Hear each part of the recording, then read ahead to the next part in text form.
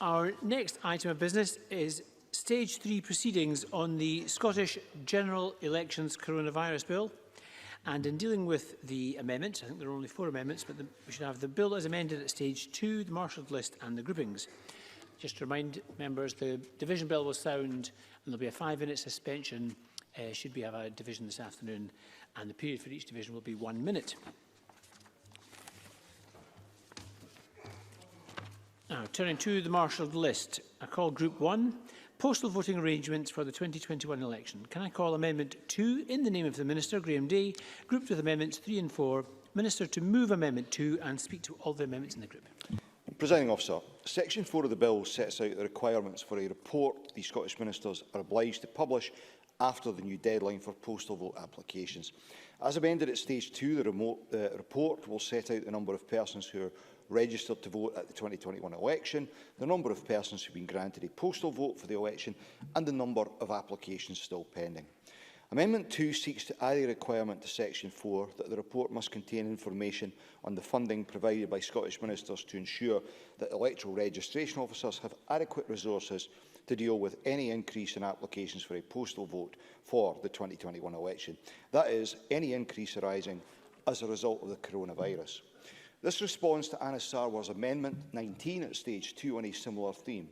I asked then that he withdraw Amendment 19 on the understanding that I would prepare a similar amendment for Stage 3, and this delivers on that undertaking. My amendment also permits the report to include such further information relating to postal voting as Ministers consider appropriate. Amendment 3 is consequential to Amendment 2 and simply applies the usual definition of an electoral registration officer. Amendment 4, proposed by Anas Sarwar, seeks to oblige the Electoral Commission to include postal vote application forms in its communications to voters. This seems intended to be included within the information booklet that the Commission will issue to every household in March. The amendment also seeks to ensure that the application can be returned at no cost to the voter. Now, I appreciate that the member is concerned with encouraging people who would benefit from a postal vote to make an application. That is a laudable aim, and we are indeed preparing for a massive increase in postal voting from around 18% of the electorate to around 40 or even 50%. But we are not seeking to promote postal ballots ahead of all other forms of voting. Arrangements will be made in polling places to allow people to vote safely. Indeed, these measures have already been applied in by-elections this autumn. There is a risk, and I know that is not his intention, that the member's approach would send a signal to electors that voting in person is perceived as unsafe.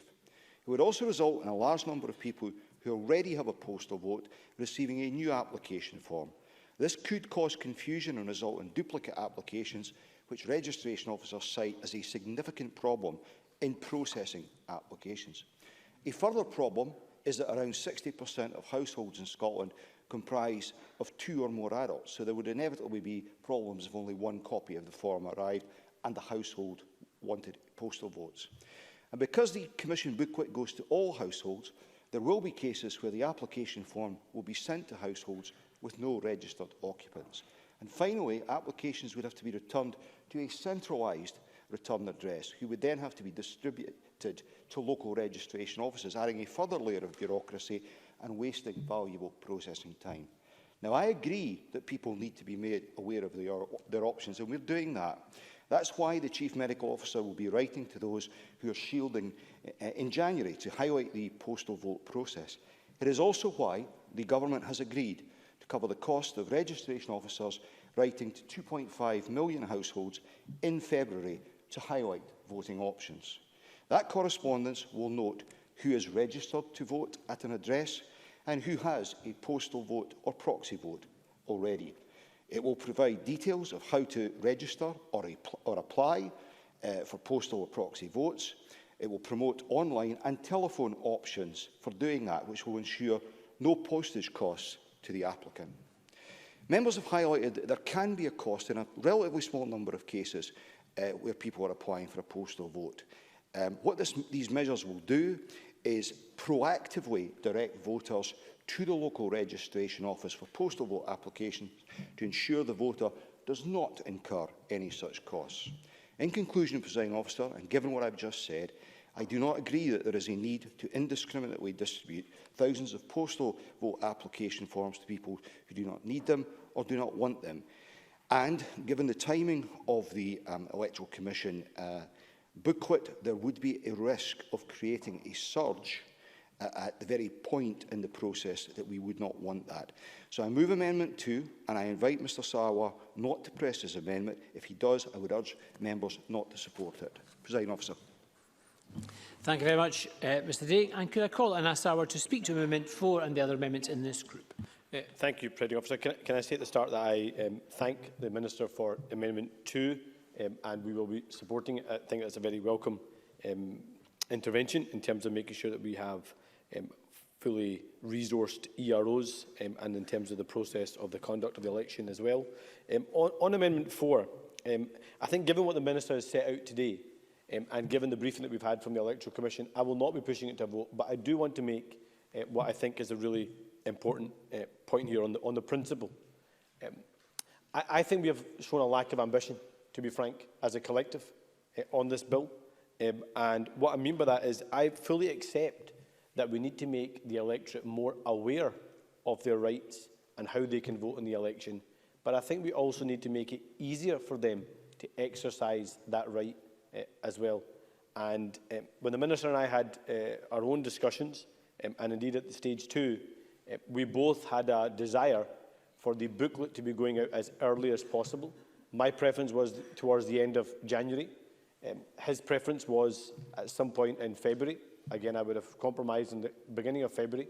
But that booklet's not now going to go out till the 22nd of March, which is a very, very short time frame from when that booklet's going to go out and in terms of what the new deadline is, because we're bringing the deadline 2 weeks earlier as well. And as part of making it easier, not just more aware about how they vote, but making it easier for how they vote, is I think we've added layers of process here to the electorate. Because what we're hoping is, firstly, that they are aware of a public information campaign. I see there's a claim that there's been a public information campaign started since October. I would like to think I'm slightly politically aware. I would like to think the Minister is too. I've not seen any public information campaign about how someone can vote by post in the election. So I'm surprised to see that there's been a public information campaign since October. I need that public information campaign. We need that public information campaign to start as soon as possible. But what we're relying on with the electorate is for them to receive a booklet or receive a mailing, to rely on them to open that mailing, rely on them to read the mailing, rely on them to get on the relevant page in the mailing that had 32 local authorities listed and 32 local EROs listed, to identify their own ERO, to then phone that ERO, hope the ERO answers the call. If they don't answer the call, hope they phone them back. To stay on the call perhaps for a long time, considering everyone's going to be directed to those ERO offices. To then hope the ERO posts out an application form with a free post return. To then wait for that to come, to hope they open that mailing, hope they return that mailing and post it back. Or they've got to email them and hope to get a response. Or they've got to print out an application form and go out from their homes, buy a stamp on an envelope and post it back in. That does not sound like an easy process. So if we are going to give the resources to the EROs to write to every local household, and they are going to say in that mailing that whether the person has a postal vote or not, why not include an application form with that mailing?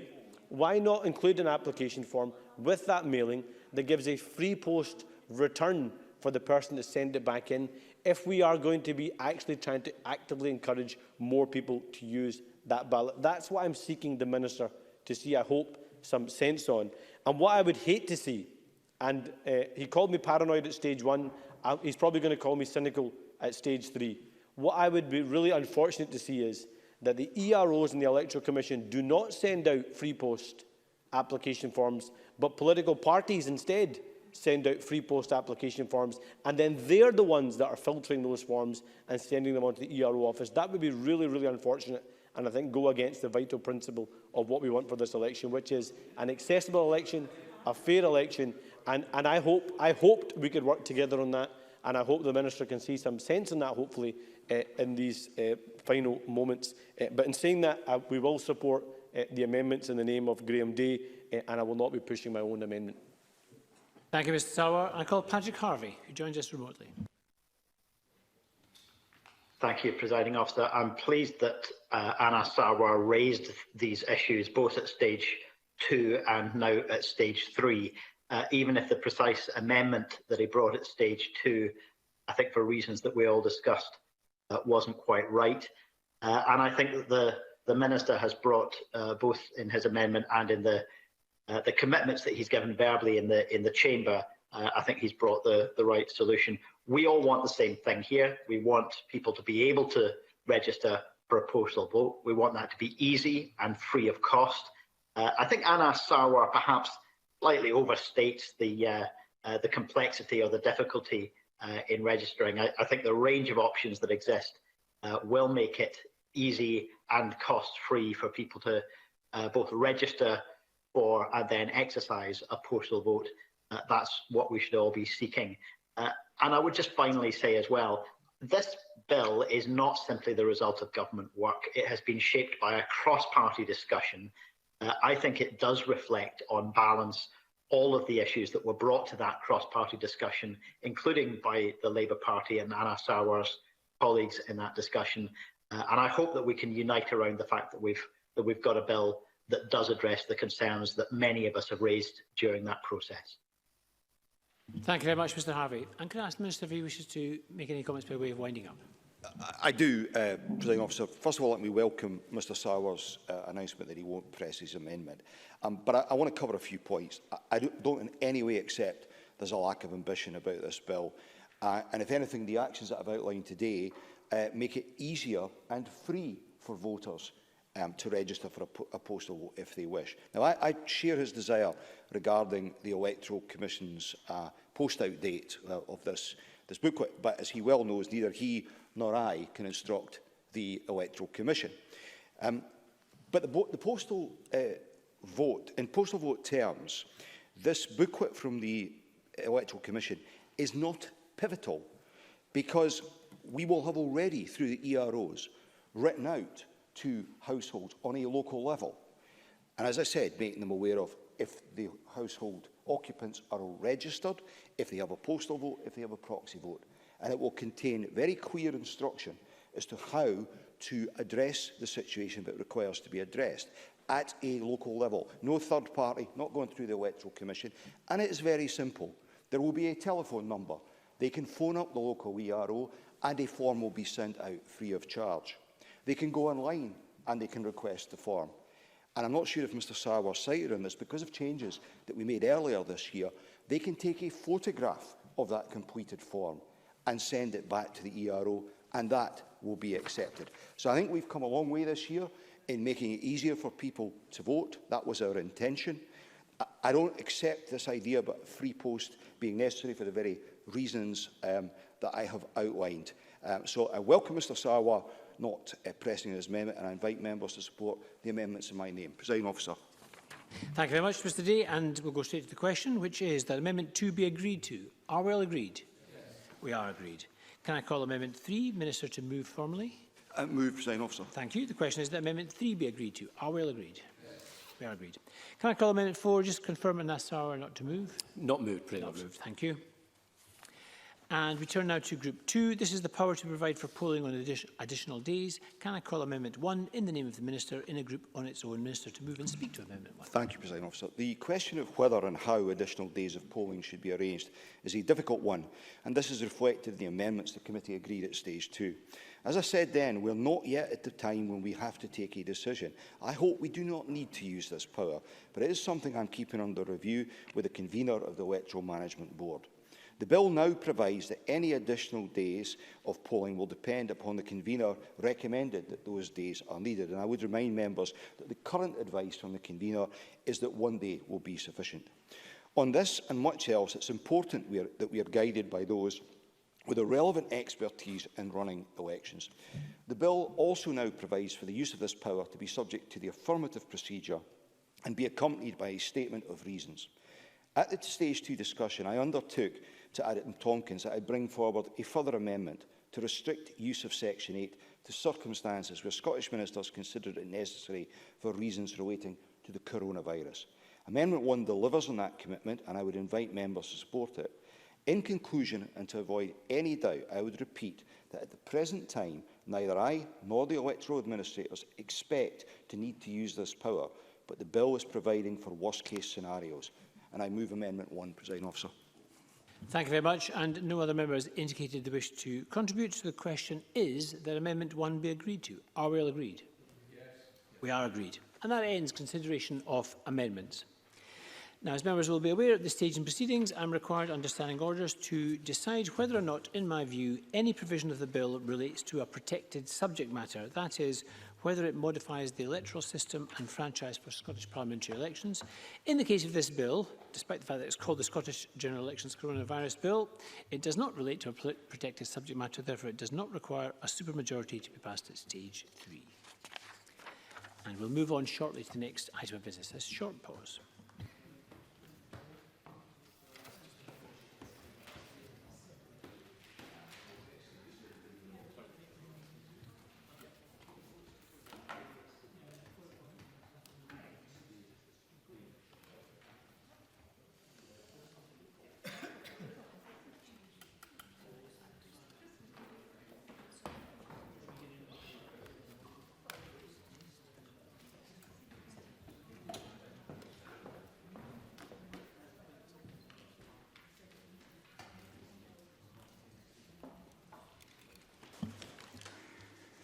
Thank you. The next item of business is a debate on motion 23768 in the name of Graham Day on the Scottish General Elections Coronavirus Bill. Can I invite members who wish to speak in the debate, please to press the request to speak buttons now, and I call on Graham Day to speak to and move the motion. Presiding Officer, the events of the past few days have underlined the uncertainty involved in responding to the virus and the merits of contingency planning. Discussion on the election has, in that time, quickly moved from debating whether vaccines will reduce the number of people applying to vote by post to talk of postponing the election entirely. But I have to say, I think such talk is extremely premature at best, not least of all because the content of this bill renders us well placed to respond to any further problems raised by the pandemic. In relation to the development of the bill, I'd like to particularly recognise the work of the Standards Committee in scrutinising it, and electoral professionals, many of them, for sharing their expertise throughout this process. I want also to thank MSPs from all other parties for their very helpful contributions in the development and passage of the bill. Patrick Harvey was right. This is a creature of the Parliament, this bill. It is not purely a government production. Just as importantly, I want to note the work of the Bill team, for whom this was the third significant piece of legislation in little over a year. Presiding Officer, before discussing the Bill's provisions, I want to mention something which has been a vitally important feature of our discussions, keeping voters fully informed. In March 2021, the Electoral Commission will launch, as we know, its main public awareness campaign for the election. The campaign will run across TV, digital and radio. It will not simply be about the booklet, albeit that will be delivered to every household in Scotland. And it will contain much more than references to postal and proxy voting. It is the standard booklet that goes out from the Commission in an election. Now, I know that some members would rather that booklet was being sent at an earlier point, and as I said earlier, I agree with Anna Sauer on that. And I, again, entirely agree that communication on this election is essential before March. But, as I said, the Commission's booklet covers a range of matters. It will help direct people in terms of physical voting, which will again be an important part of the election, and its going out will coincide with the issue of polling cards. And the Commission considers that March remains the best point for its booklet to be deployed, and as we've heard, that's an issue that they're not budging on. I can, however, reassure members that a range of other actions are also being taken. Electoral registration officers are already taking steps to raise awareness locally and are exploring having a national television advert, for example. The Chief Medical Officer will write to all those on the shielding list in January on the options for voting for them. This will be in consultation with the Electoral Commission and will reach 169,000 people. And as I noted earlier, the Government will fund a letter from electoral registration officers in early February to all households, advising voters on registration, the postal vote process and the deadline for applications. Returning officers also have a part to play in encouraging participation in their local area. They employ a variety of methods, including information on social media, radio and print advertising, as well as networks such as community councils. And government funding is in place to underpin all of this work. Turning to the provisions of the bill, I'm pleased that members from all parties agree that the Parliament must be able to resume at any point before the election in order to legislate for a postponement if that is necessary. Modifying the dissolution period is a sensible and pragmatic step which will enable Parliament to sit and legislate for a new polling date. I remind members that this change means we will all retain our status as MSPs until the day before the election, but I again thank the Scottish Parliament officials for their work on new guidance to cover conduct issues. The bill includes a further contingency measure in the event that the Parliament cannot legislate for a postponement itself, despite the delay to dissolution under the bill. This power is based on, and is actually an expansion of, the existing power of the presiding officer to seek to postpone the election by 1 month. For the 2021 poll, we've replaced that with a power to delay for up to 6 months. Section 3 of the bill brings forward the deadline for applying for a postal vote to the 6th of April, a change that was specifically requested by electoral professionals. Indeed, it's an essential change in the bill from their perspective, given that EROs may have to process an increase in postal voting from the current 18% of the electorate to 40 or possibly 50%.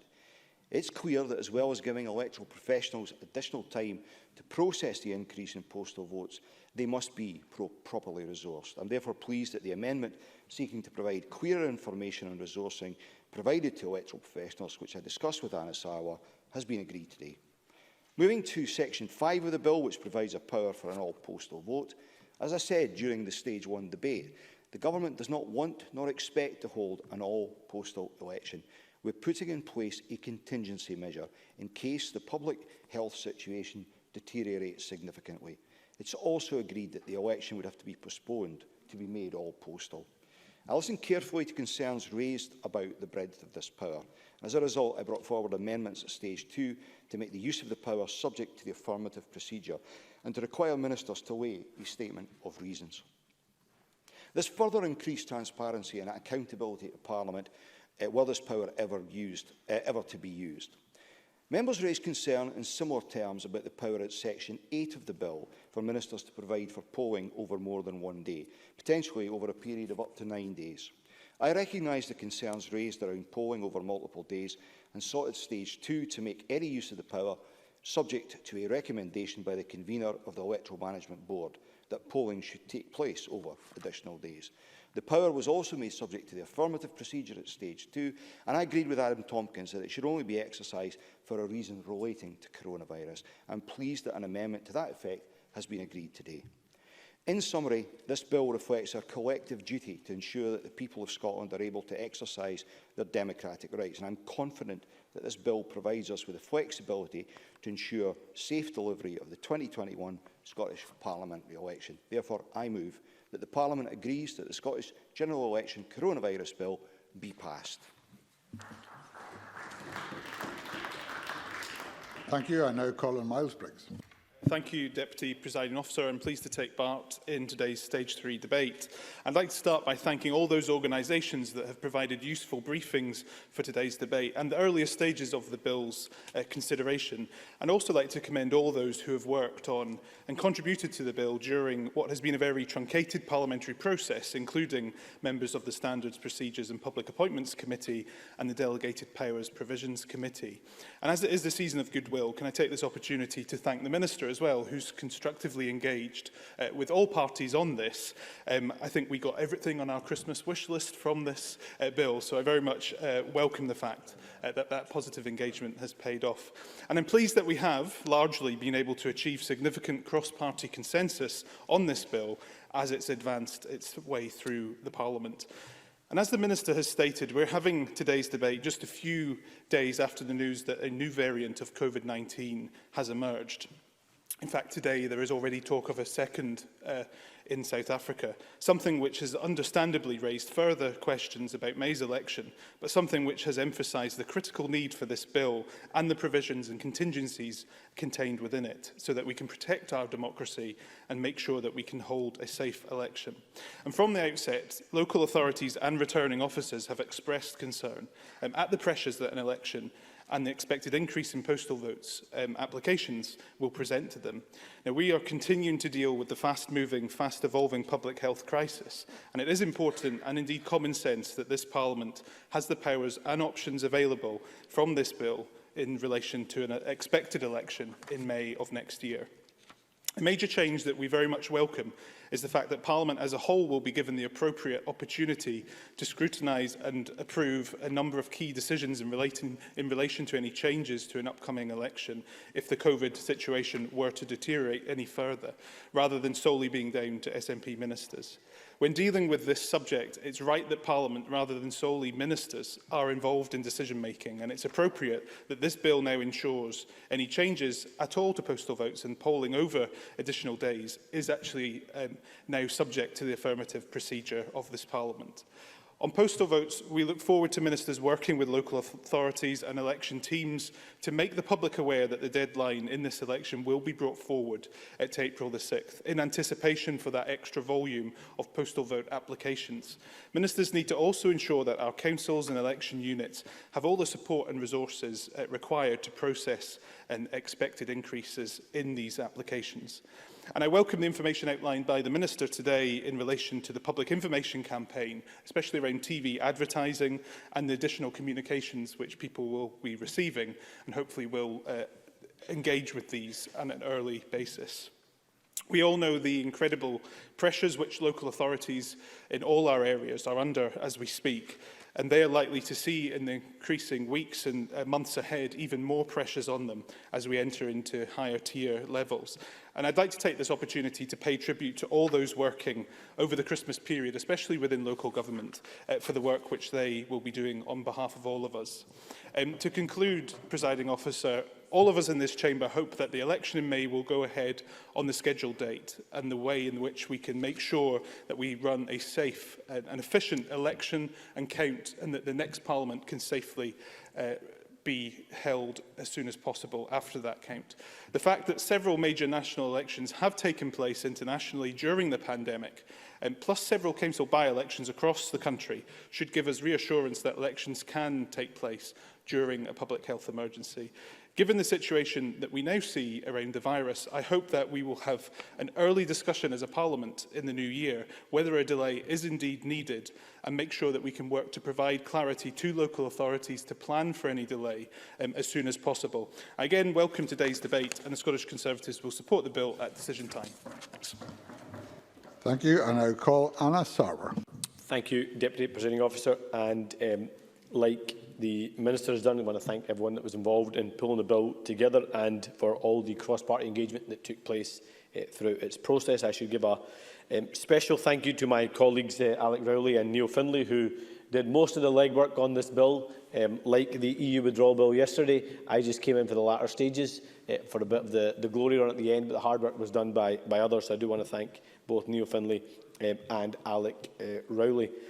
The key point about this entire bill is that we want to make sure that people feel confident to go out and use their vote in May, that it is safe for people to go and use their vote, and it's also safe for those that are conducting the election as well. And I hope we can deliver on that for both the people. Of course.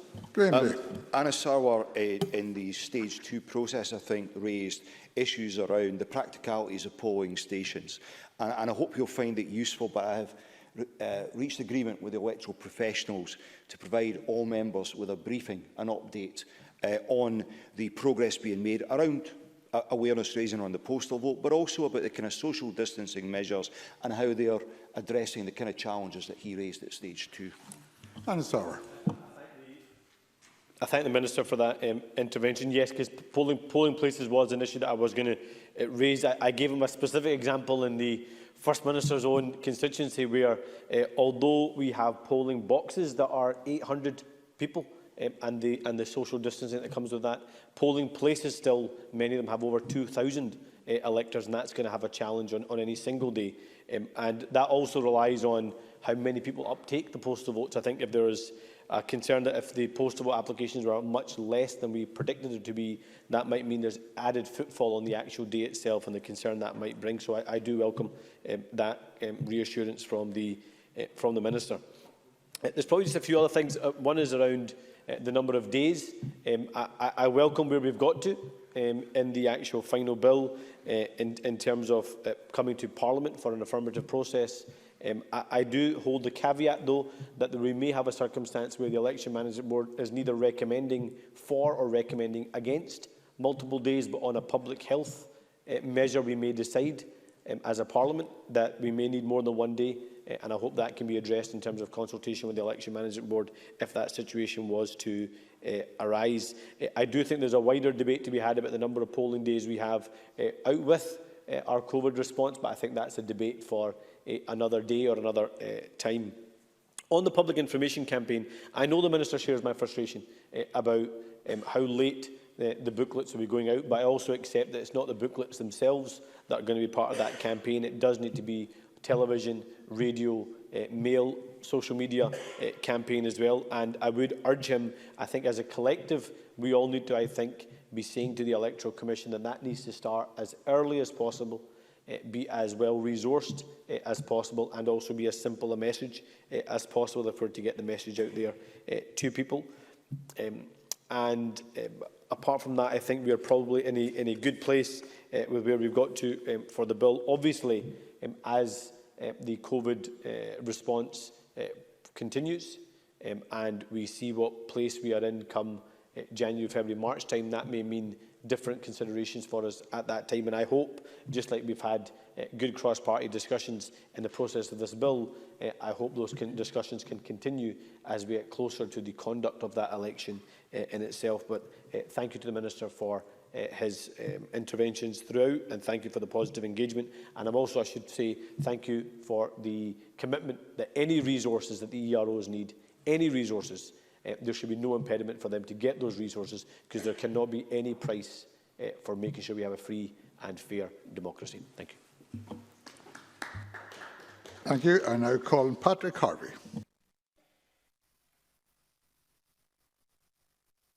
Thank you, Presiding Officer. Once again, can I put on record my appreciation for the cross-party dialogue that there's been in producing this bill. I maybe wouldn't go quite as far as Miles Briggs. Perhaps my Christmas list is just a bit more imaginative than being confined to the measures in this bill. But if he's happy, then I'm happy for him. The evidence that we've received as well, the committee benefited from a great deal of expert evidence, as did the MSPs who were discussing the bill with the government before its introduction. I think the one exception to that would be the submission whose main complaint was that general elections in Scotland shouldn't be called general elections because the UK also has general elections. I'll spare the blushes of the member who put in that particular submission, but I'm glad on balance that we've reached a bill that has broad support. There is still huge lack of clarity on what the uptake of postal voting is likely to be, what we need to plan for. And that was never going to be a target that was specified in the bill. It doesn't work that way. But I think we need to be conscious that the uptake, the demand for postal voting, will be determined not only by its availability and not only by the objective safety of voting, but by the perceived safety of voting. If more people feel anxious about that, voting in person, then we may see uptake go beyond the current expectations. And in many ways, that lack of clarity is even sharper now than it was even a very short time ago when we were debating this at stages 1 and 2. At the stage 1 debate, I remember us all recognising, a few months ago, this looked pretty dodgy, but now we're feeling there's a vaccine coming, we're turning the corner, there's light at the end of the tunnel. Now, as we stand here in the final days of December, we're all deeply worried again about the virus taking another turn for the worse. We simply don't know where we'll be by the end of April or the beginning of May. We don't know what the conditions will be. So I regret that it is necessary to maintain the provision for an option to postpone. It's clear that at this stage that wouldn't be welcome, I think, by anyone, but the option certainly does need to be there. And I have a wider concern as well about participation in the election, one which could never have been addressed by this bill, but which does need airing. Elections depend on lively, engaged, democratic participation, not just by voters, but also by political parties. And canvassing door to door is something that I think in the current circumstance, no one will welcome. No one will feel that that is safe. Will we ever get to the point in the next few months where that can return? I simply don't know. Again, that's not something to be addressed in this bill. There's been various discussions about innovation. Should the coronavirus pandemic be seen as an opportunity to innovate for the longer term? And I've said before, I am open to the idea of multiple polling days, just as I've been open to the growth of postal voting. Not so very long ago, people would have expected to need an excuse, a reason to have a postal vote. Now it's an expected right for everyone without having to justify themselves. I've also supported extensions to the franchise. I would support consideration of where we put polling places. But taking this opportunity in a pandemic to innovate might actually harm the longer term objective of having positive innovations that will last, because when these immediate circumstances are gone, the question would be asked, why should we maintain that if that was the reason for the change in the first place?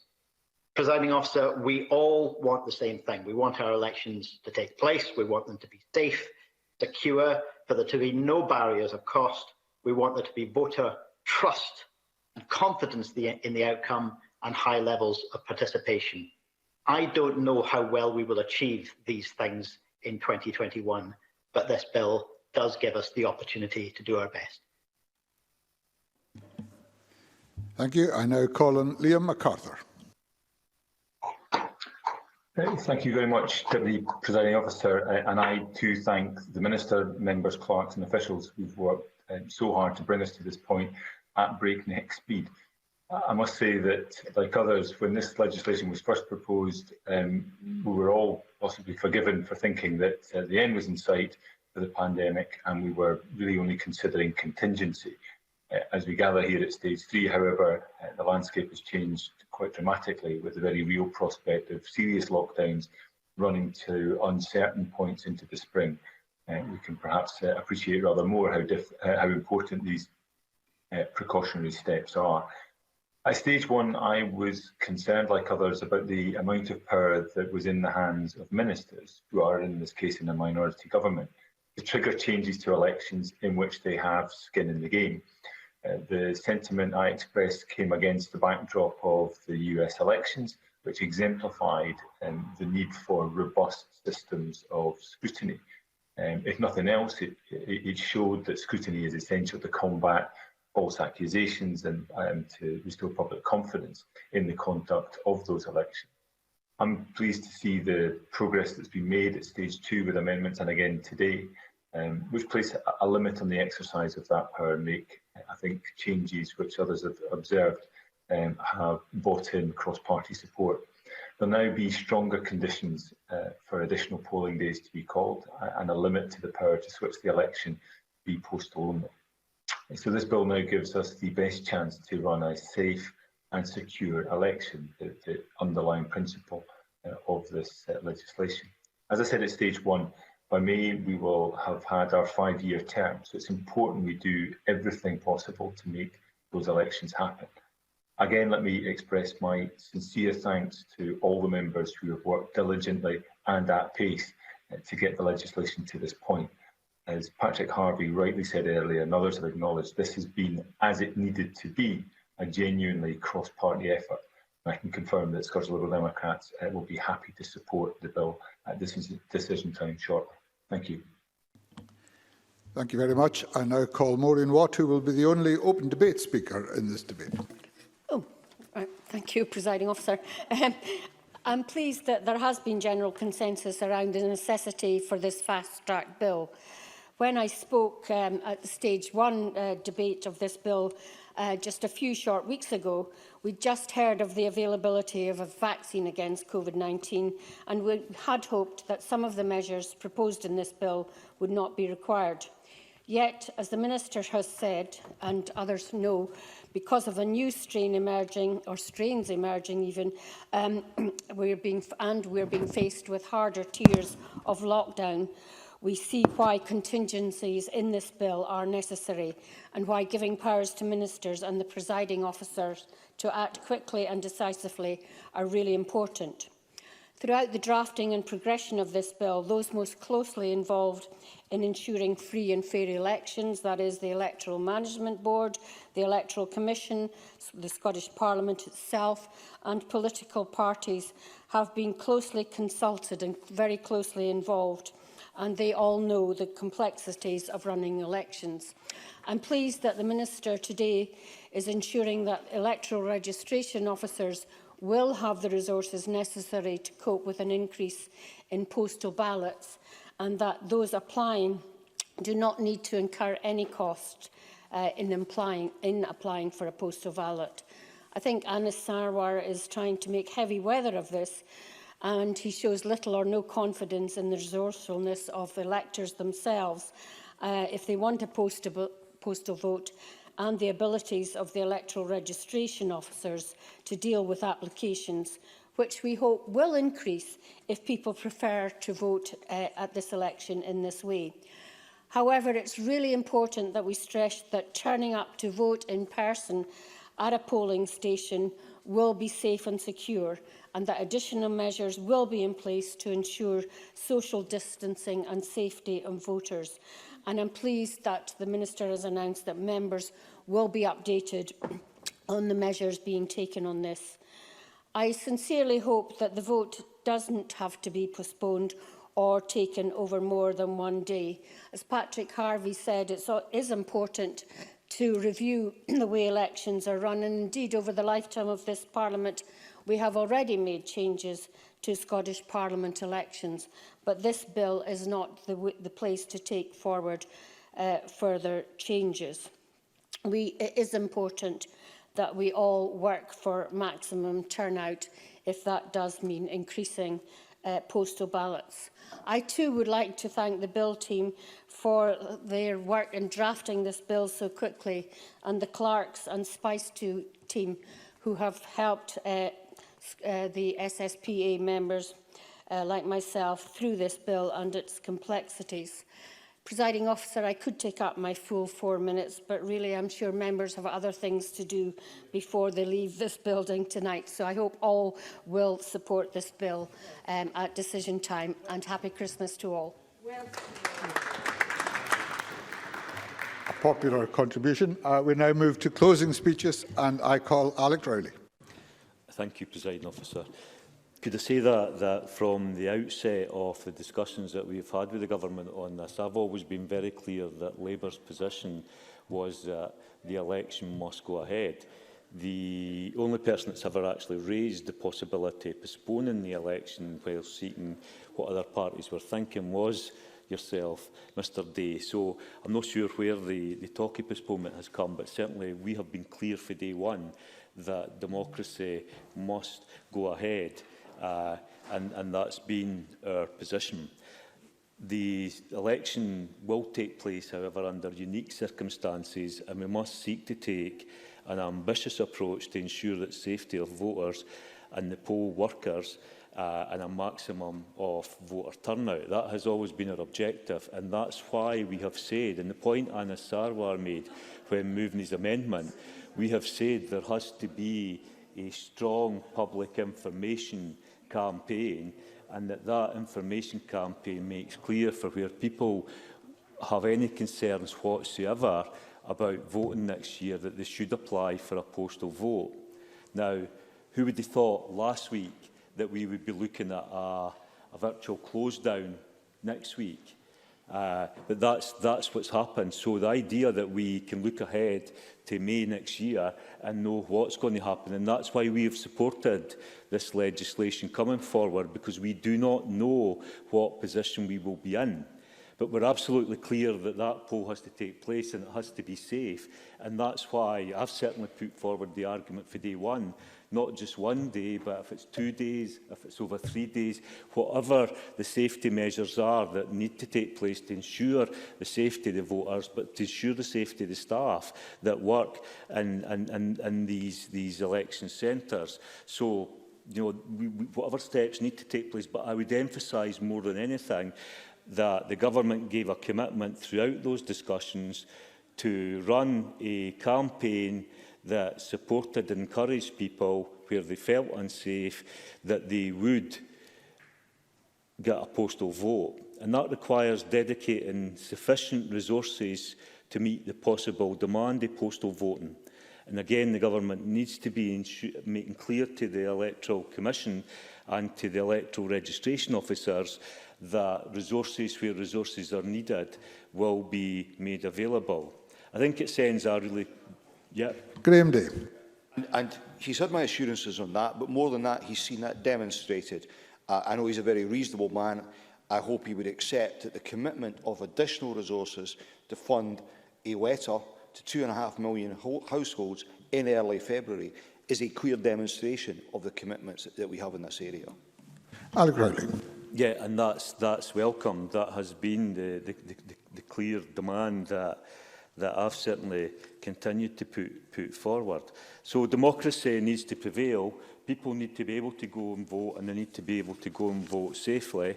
And let's look forward to that election and look forward to ensuring that democracy in Scotland does not get halted and people have their democratic right regardless of where we are in terms of the virus. Thank you, Presiding Officer. Thank you very much. I now call Adam Tompkins. Thank you, Presiding Officer. When I first saw this bill, I had only two concerns about it. I thought that it was, by and large, a sensible and prudent measure. And my concerns were simply that the flexibility about the date, the timing, and the circumstances of the next election to this place should not solely or even mainly lie in the hands of ministers. As was pointed out forcefully in the Stage 1 debate, ministers cannot be the umpires of elections because they are participants in it. And I'm very grateful for the way in which Graham Day has listened to, engaged with, and acted upon these concerns. The bill provides that the next election to this Parliament could be held under an all-postal ballot. Were that to prove necessary, it would require a delay to the election of several months. It's a big step. As introduced, the bill would have allowed ministers to take that step, but as amended, the bill places that power squarely in the hands of Parliament. Likewise, the bill provides that the next election to this Parliament could be held on more than one polling day. Again, as introduced, the bill would have conferred this power on ministers. But again, we have amended the bill so that this too will be for Parliament to decide, and moreover, that any such decision can be taken only on the recommendation of the convener of the Electoral Management Board. And finally, Presiding Officer, the bill as amended makes it clear that these powers may be exercised only if it is necessary to do so by reason of the coronavirus pandemic. Presiding Officer, as this is the last but one speech in this Parliament before the Christmas recess, I wanted to say a few words, if I may, reflecting not just on this bill, but more broadly on the year we've had. My colleagues and I on the Tory benches were elected 4.5 years ago to be a strong opposition. To my mind, that means our job is to be an effective opposition. In a Parliament of minorities, we are more likely to be effective, whether in government or in opposition, actually, if we act and behave constructively.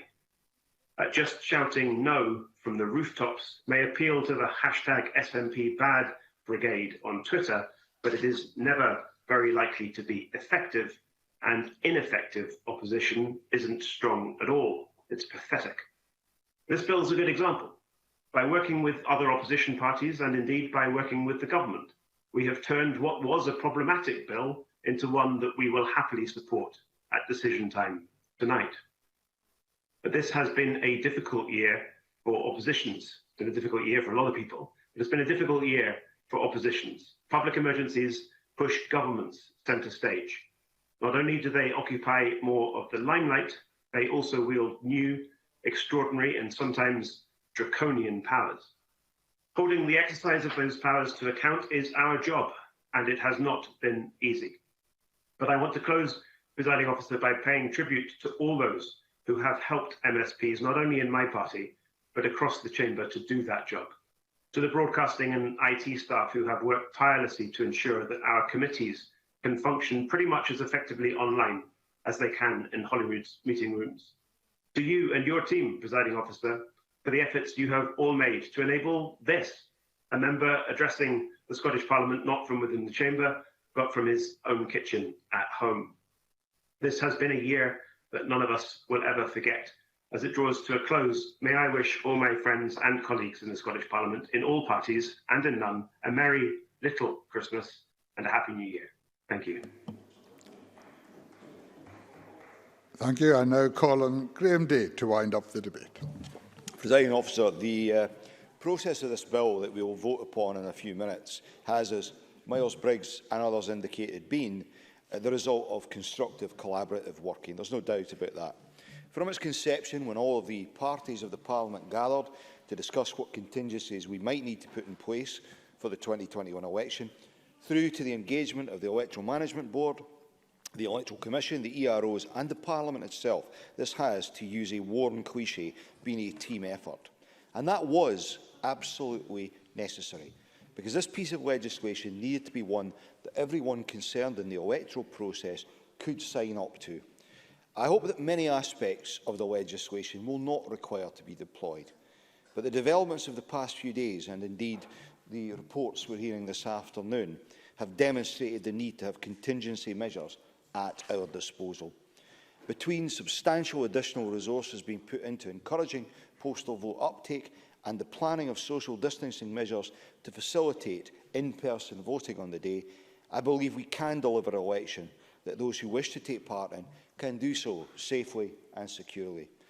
And whilst campaigning may be different and counting will take a little longer, I'm confident that we will, in essence, have an election of a kind we still recognise, and a result we can be confident in the robustness of.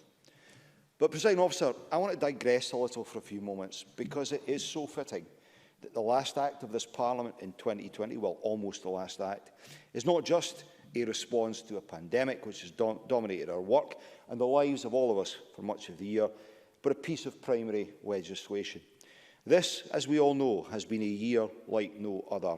And whatever else it has done, it has set this place some quite substantial practical challenges that require commitment and innovation to overcome.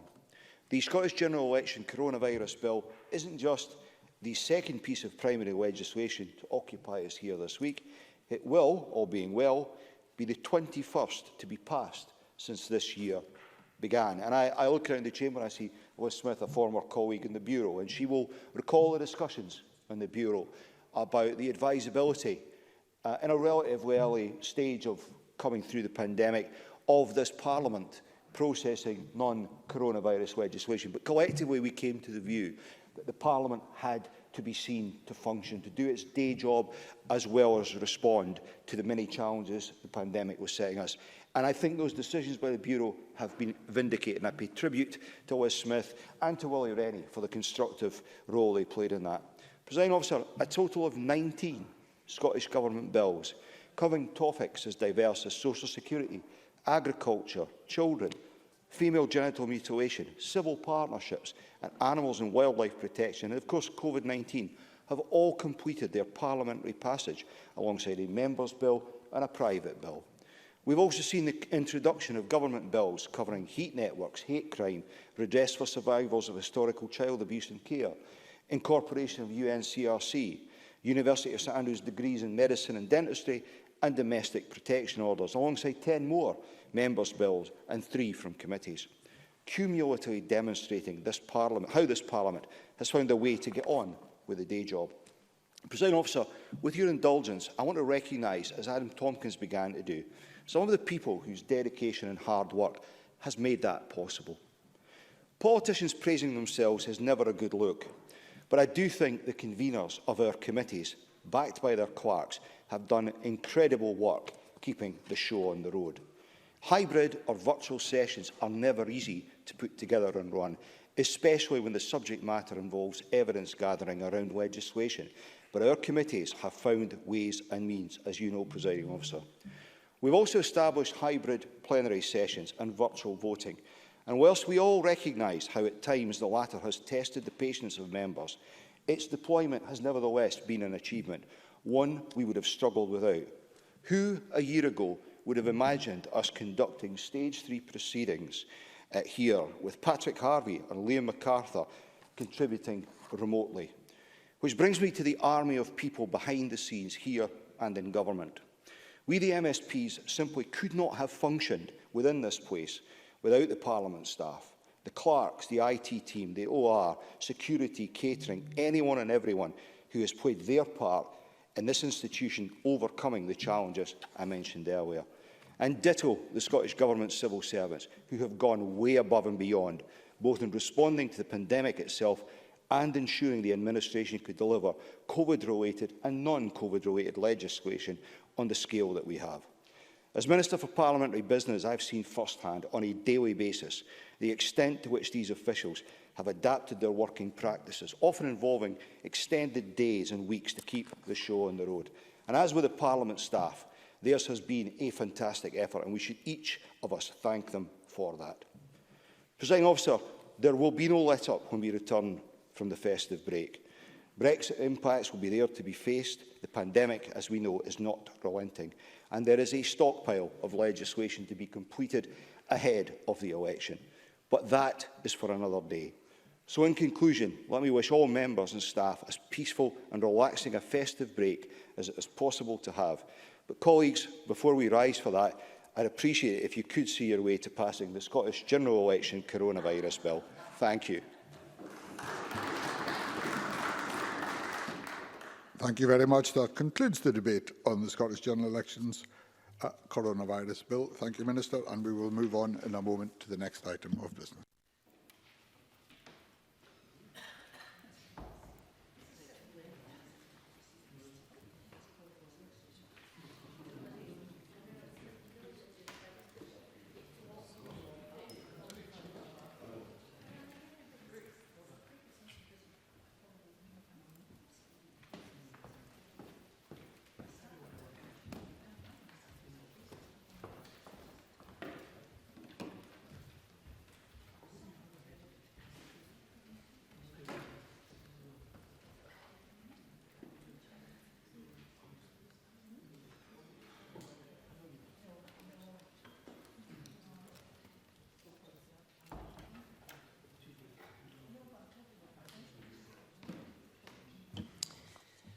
Thank you, colleagues. The next item of business is consideration of motion number 23771 in the name of Rosanna Cunningham on Environmental Standards Scotland. And could I call on Rosanna Cunningham to move this motion?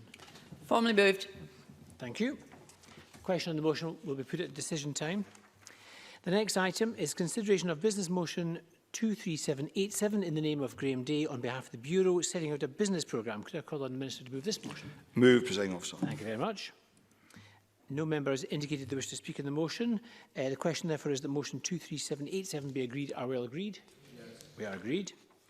The next item is consideration of business motions 23788 on a stage 1 timetable for a bill and 23789 and 23790 on stage 2 timetables for 2 bills. Could I call on the Minister Graham Day to move these motions? Move, Presiding Officer. Thank you. And again, no member has indicated they wish to speak on the motions. The question, therefore, is that motions 23788 to 23790 be agreed. Are we all agreed? Yes. We are agreed. The next item of business is consideration of 4 Parliamentary Bureau motions. Could I ask Graham Day, on behalf of the Parliamentary Bureau motion, to move and speak to motion 23791, approval of an SSI?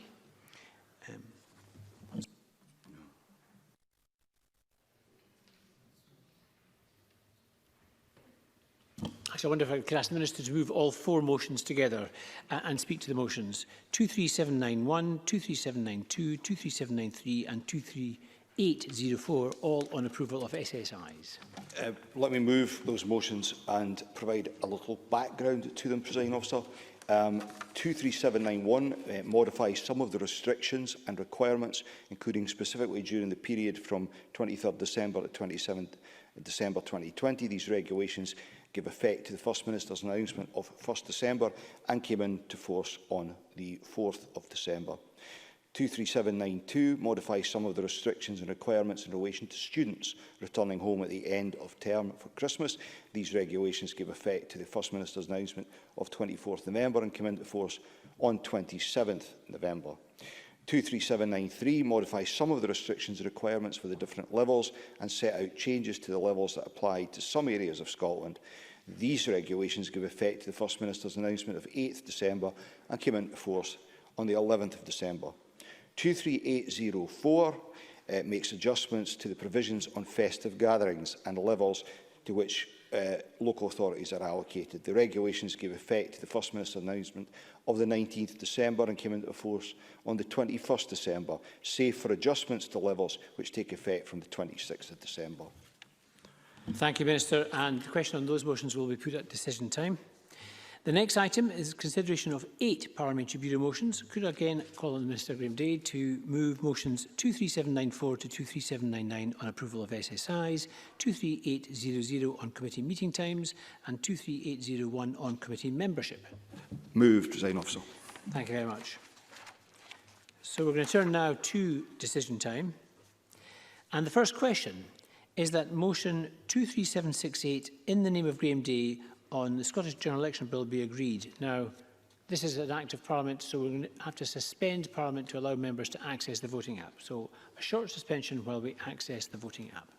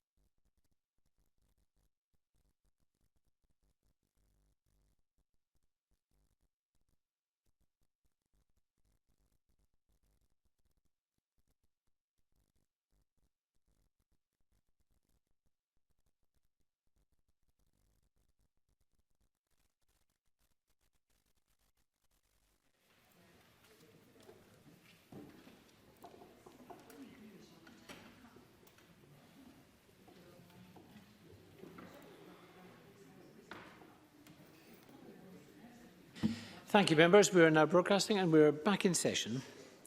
So we're going to go straight to the vote. The question is that motion 23768 in the name of Graham Day on the Scottish General Election Coronavirus Bill be agreed. And members may cast their votes now. This is a 1-minute division.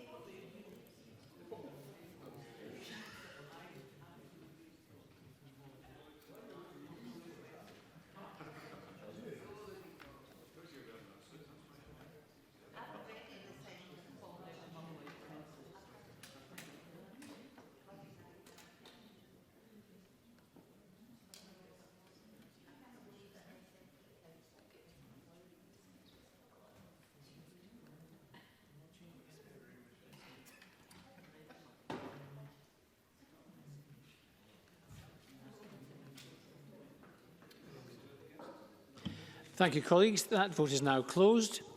And I have a point of order from Alex Neil. Alex Neil.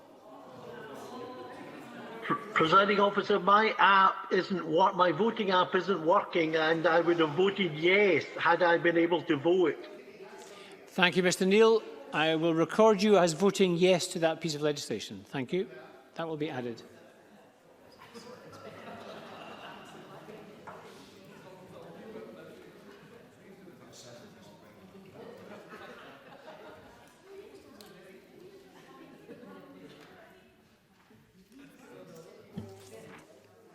Thank you. The result of the vote on motion 23768 in the name of Graham Day is yes 117. There were no votes against, there were no abstentions. The motion is agreed and the Scottish General Election Coronavirus Bill is passed. Now, the next question is that motion 23771 in the name of Rosanna Cunningham on Environmental Standards Scotland be agreed. Are we all agreed? We are agreed. And I propose to ask a single question on the 12 Parliamentary Bureau motions. Does any member object? No. In that case, the question is that motions 23791 to 23801 and motion 23804, all in the name of Graham Day on behalf of the Bureau, be agreed. Are we all agreed? Yes. We are agreed. In that case, thank you very much. I close this meeting. Can I thank you all very much for your attendance, and I wish you all, your families and your constituents, a very Merry Christmas. I close this meeting.